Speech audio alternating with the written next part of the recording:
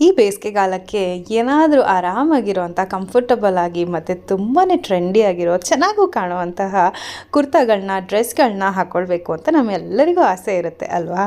ನಾನು ಕೂಡ ಇತ್ತೀಚೆಗೆ ಕೆಲವು ಆನ್ಲೈನಲ್ಲಿ ಕೆಲವು ಆಫ್ಲೈನಲ್ಲಿ ಕೆಲವು ಅಂಬ್ರೆಲಾ ಟಾಪ್ಸ್ ಮತ್ತು ಡ್ರೆಸ್ಸಸ್ನ ಪರ್ಚೇಸ್ ಮಾಡಿದೆ. ಅದು ನಿಮ್ಮ ಜೊತೆ ಹಂಚ್ಕೋತಾ ಇದ್ದೀನಿ.